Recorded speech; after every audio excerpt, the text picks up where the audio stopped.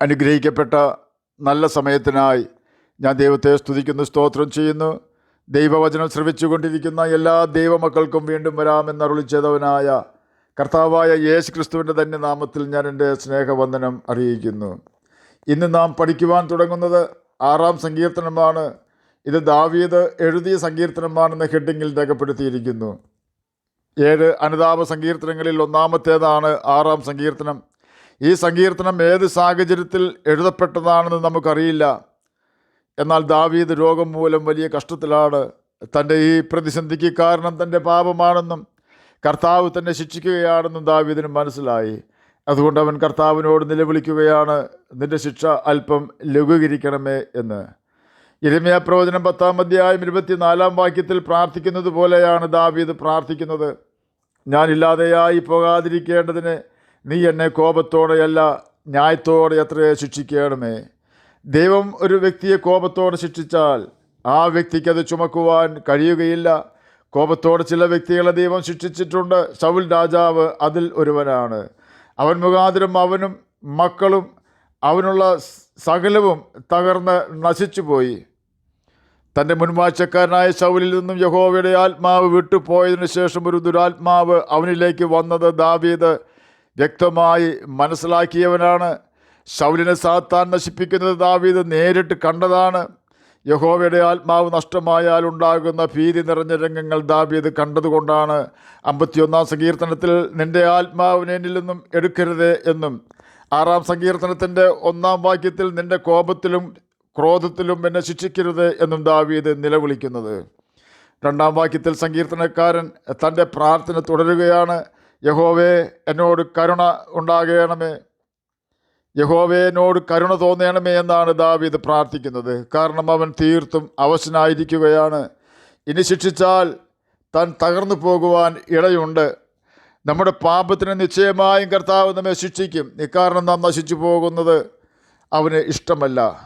ആ ഒറ്റ കാരണത്താലാണ് ദൈവം നമ്മെ ശിക്ഷിക്കുന്നത്. നമ്മെ ശിക്ഷിക്കുമ്പോൾ പോലും നമുക്ക് സഹിക്കുവാൻ കഴിയുന്നതിന് മീതെ അവൻ നമ്മെ ശിക്ഷിക്കുകയില്ല. ഇത് ദാവീദിന് അറിയാവുന്നത് കൊണ്ട് അവൻ നിലവിളിക്കുകയാണ്, എന്നോട് കരുണ തോന്നണമേ എന്ന്.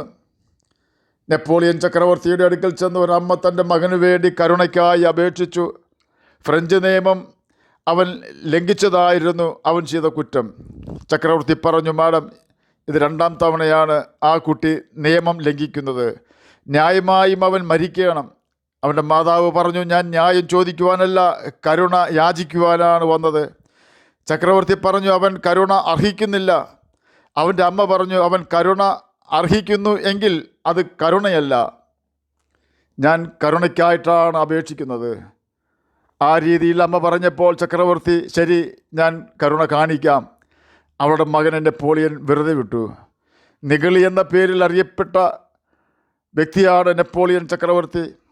ആ നെപ്പോളിയൻ മരണത്തിന് വിധിച്ചവനോട് കരുണ കാണിച്ചെങ്കിൽ നമ്മുടെ കർത്താവ് നമ്മുടെ നിലവിളിയെങ്കിൽ കരുണ എത്ര അധികമായി കാണിക്കും. പാപം നമ്മെ ദൈവത്തിൽ നിന്നും അകറ്റുന്നു. കാരണം പാപത്തിൻ്റെ യജമാനൻ സാത്താനാണ്. എപ്പോൾ നാം പാപം ചെയ്യുമോ അപ്പോൾ പാപത്തിൻ്റെ പരിണതഫലമായി രോഗവും നമ്മിൽ വ്യാപരിക്കുവാൻ സാധ്യതയുണ്ട്. ഇവിടെ 6-ാം സങ്കീർത്തനത്തിൽ ദാവീദ് വലിയ കഷ്ടത്തിലാണ്. രാത്രിയിലും പകലിലും അവൻ നിലവിളിക്കുന്നു. ഒരു കാര്യം അവനറിയാം, പാപത്തിന് ദൈവം തൻ്റെ മക്കളെ ശിക്ഷിക്കും. എങ്കിലും തന്നോട് നിലവിളിക്കുന്ന തൻ്റെ മക്കളോട് കരുണ കാണിപ്പാൻ തക്കവണ്ണം കൃപയുടെ കേദാരമാണ് അവൻ എന്ന് ദാവീദിനറിയാം. കാരണം ദൈവത്തിൻ്റെ കരുണ അവൻ ഇതിനു മുമ്പും വളരെ ആസ്വദിച്ചിട്ടുണ്ട്. 7-ാം വാക്യത്തിൽ ദുഃഖം കൊണ്ട് പ്രയാസപ്പെടുന്ന താൻ തൻ്റെ വൈരികളാൽ ക്ഷീണിച്ചിരിക്കുകയാണ്. നമ്മിൽ പാപം കടന്നു വരുമ്പോൾ നാം ദൈവത്തിൽ നിന്നും അകലുന്നു.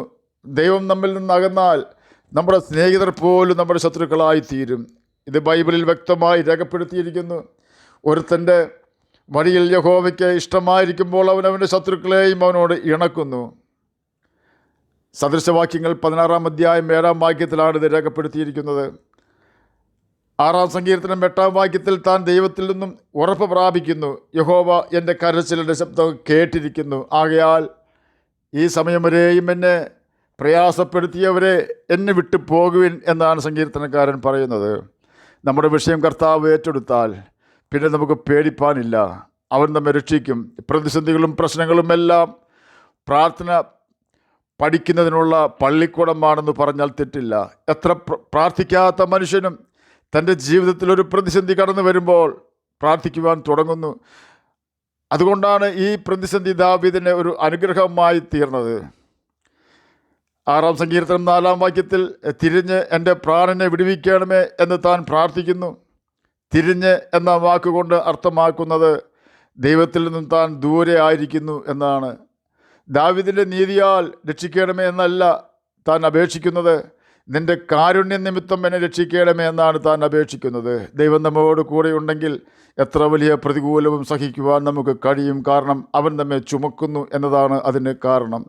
എന്നാൽ കർത്താവ് നമ്മെ വിട്ട് അകന്നു പോയാൽ ചെറിയൊരു പ്രതിസന്ധി പോലും നമുക്ക് സഹിക്കുവാൻ കഴിയുകയില്ല. സാത്താൻ നമ്മെ പ്രതികൂലത്തിലാക്കുന്നു എന്നതാണ് അതിന് കാരണം. ദൈവം കരുണയുള്ളവനാണ്, അപ്പോൾ തന്നെ നീതിമാനുമാകുന്നു. ദൈവത്തിൻ്റെ കരുണ നമ്മെ പാപത്തിൽ നിന്നും വിടുവിക്കുവാനായി തൻ്റെ പുത്രനെ നമ്മുടെ പാപത്തിന് യാഗമാക്കി തീർത്തു. പാപം അറിയാത്തവന് നാം അവനിൽ ദൈവത്തിൻ്റെ നീതിയാകേണ്ടതിന് ദൈവം അവനെ പാപമാക്കി അഥവാ പാപിയാക്കി തീർത്തു. അങ്ങനെ ആക്കി തീർക്കുവാൻ പുത്രൻ്റെ അനുവാദം ആവശ്യമായിരുന്നു. നീതിമാനായ ദൈവം ആ കാര്യത്തിലും പുത്രനെ നിർബന്ധിച്ചില്ലായിരുന്നു. ഗെത്സമനയിൽ യേശു പ്രാണവേദനയിലായി തീർന്നതിന് കാരണം മനുഷ്യൻ്റെ പാപവും ശാപവും അവൻ കണ്ടപ്പോൾ അവനത് ചുമക്കണമല്ലോ എന്ന് ഓർത്തുകൊണ്ടായിരുന്നു. മനുഷ്യൻ്റെ ശാപവും പാപവും അത്ര വലുതായിരുന്നു. അതുവരെയും പാപം ചെയ്യാതിരുന്ന, പാപത്തെ അറിയാതിരുന്ന യേശുക്രിസ്തു ഭയാനകമായ മനുഷ്യൻ്റെ ശാപവും പാപവും ചുമന്നാൽ തൻ്റെ പിതാവിൽ നിന്നും താൻ അന്യപ്പെടും എന്ന് തനിക്കറിയാമായിരുന്നു. ആ ഭീകരമായ അവസ്ഥ അതുവരെ പിതാവുമായി സന്തോഷിച്ചിരുന്ന പുത്രനെ സഹിക്കാവുന്നതിന് അപ്പുറമായിരുന്നു. എന്നാൽ പുത്രൻ അത് സഹിച്ചു, അതും നമുക്ക് വേണ്ടി മാത്രം. അവനത് സഹിച്ചില്ലായിരുന്നെങ്കിൽ നമ്മുടെ പാപവും ശാപവും ചുമക്കുന്ന അപമാനം അവൻ അലക്ഷ്യമാക്കിയില്ലായിരുന്നുവെങ്കിൽ നാം ഇന്ന് സാത്താൻ്റെ അടിമകളായി തീരേണ്ടി വരുമായിരുന്നു. അടിമയായിരിക്കുന്ന ഒരു വ്യക്തിക്ക് ഒരിക്കലും സ്വാതന്ത്ര്യത്തിൻ്റെ രുചി അറിയുവാൻ കഴിയുകയില്ല. എന്നാൽ സാത്താനിൽ നിന്നും സ്വാതന്ത്ര്യം നേടിയവർക്കത് നഷ്ടപ്പെടുത്തുക എന്നത് ആത്മഹത്യാപരമാണ്. യേശുവിൻ്റെ രക്തത്താൽ ശാപത്തിൽ നിന്നും പാപത്തിൽ നിന്നും രക്ഷപ്പെട്ട നാം വീണ്ടും പാപം ചെയ്ത് സാത്താൻ്റെ അടിമനുഖത്തിൽ കുടുങ്ങിപ്പോകരുതെന്ന് ദൈവവചനം നമുക്ക് ബുദ്ധി ഉപദേശം തരുന്നുണ്ട്.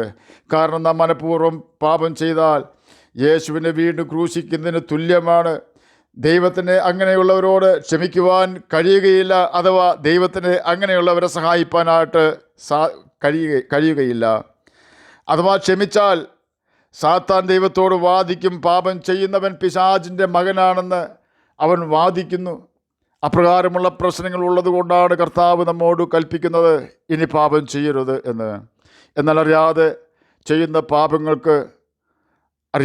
പാപങ്ങളുണ്ട്. ചെറിയ പിണക്കമോ വാക്ക് തർക്കമോ മറ്റോ, അങ്ങനെയുള്ള പാപവും പിണക്കവും വാക്ക് തർക്കങ്ങളും എല്ലാം സൂര്യൻ അസ്തമിക്കുന്നതിന് മുമ്പോ സൂര്യൻ അസ്തമിച്ചതിന് ശേഷമോ ഉള്ള ചെറിയ തെറ്റുകൾ സൂര്യൻ അസ്തമിക്കുന്നതിന് മുമ്പോ നിരപ്പ് പ്രാപിച്ച് ദൈവസന്നിധിയിൽ ചെന്നുകൊള്ളണം. അല്ലെങ്കിൽ സാത്താൻ നമ്മുടെ തെറ്റിൻ്റെ സകല റെക്കോർഡുമായി ദൈവത്തിൻ്റെ അടുക്കൽ ചെല്ലും.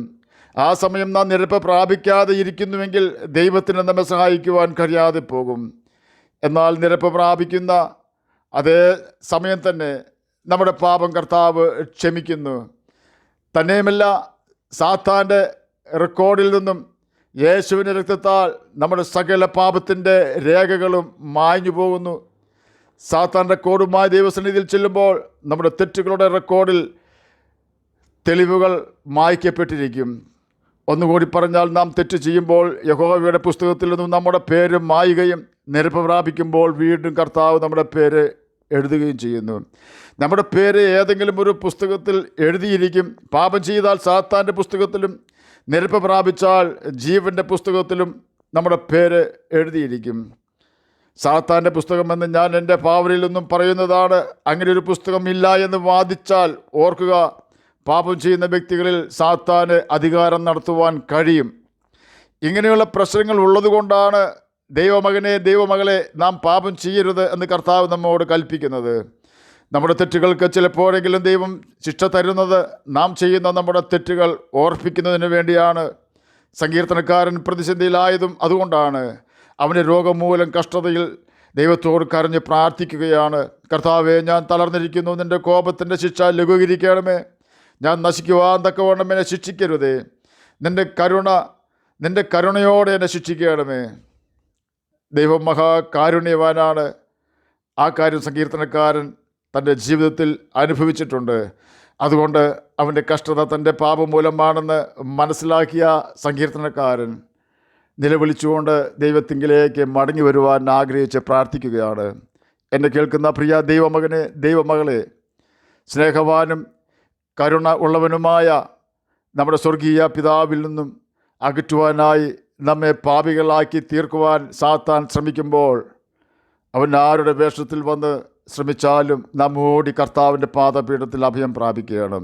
കാരണം എലിയെ പൂച്ച ഓടിക്കുമ്പോൾ എലിയുടെ മനോഭാവമല്ല പൂച്ചയ്ക്ക് ആ എലി ഓടി രക്ഷപ്പെട്ടാലും മറ്റൊരു എലിയെ കിട്ടും. എന്നാൽ എലിക്ക് ഒരേ ഒരു ജീവനേ ഉള്ളൂ. പൂച്ചയുടെ കയ്യിൽ അകപ്പെട്ട് കഴിഞ്ഞാൽ അതോടെ അവൻ്റെ ജീവിതം കഴിഞ്ഞു.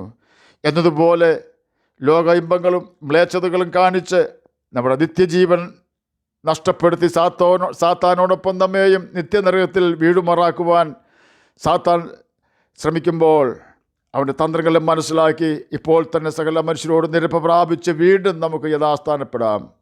കർത്താവിൻ്റെ കൽപ്പനകൾ പ്രമാണിച്ചുകൊണ്ട് ജ്യോതിഷികളെ പോലെ ഈ ഭൂമിയിൽ നമുക്ക് തിളങ്ങാം. ദൈവരാജ്യത്തിന് അവകാശികളായി തീരുകയും ചെയ്യാം. അതിന് കർത്താവ് നമ്മെ സഹായിക്കട്ടെ എന്ന് പ്രാർത്ഥിച്ചുകൊണ്ട് ഞാൻ എൻ്റെ വാക്കുകളിൽ നിന്ന് വിരമിക്കുന്നു. നമുക്ക് പ്രാർത്ഥിക്കാം. ഞങ്ങളെ സ്നേഹിക്കുന്ന സ്വർഗീയ പിതാവേ, നല്ല വചനത്തിനായി എങ്ങനെ സ്തുതിക്കുന്നു, സ്തോത്രം ചെയ്യുന്നു. എന്നെ കേൾക്കുന്ന ഏതെങ്കിലും പ്രിയപ്പെട്ടവർ പാപത്തിൽ വീണിരിക്കുന്നുവെങ്കിൽ അങ്ങ് അവർക്ക് അതിൽ നിന്നും മോചനം കൊടുക്കണമേ. പാപം ചെയ്യാതെ ജീവിപ്പാനൊരു നല്ല ഹൃദയം ഞങ്ങൾക്ക് തരയണമേ. സഹോദര സ്നേഹത്താൽ ഞങ്ങളെ വളർത്തണമേ. ദൈവസ്നേഹത്താൽ ഞങ്ങളെ നിറയ്ക്കണമേ. അന്ത്യത്തോളം അങ്ങയുടെ വിശ്വസ്തരായിട്ട് ജീവിപ്പാൻ ഞങ്ങളെ സഹായിക്കണമേ. പ്രാർത്ഥന കേട്ടതിനായി സ്തോത്രം. യേശുവിൻ്റെ നാമത്തിൽ തന്നെ ആമേൻ. കർത്താവ് എല്ലാവരെയും അനുഗ്രഹിക്കട്ടെ. സ്തോത്രം.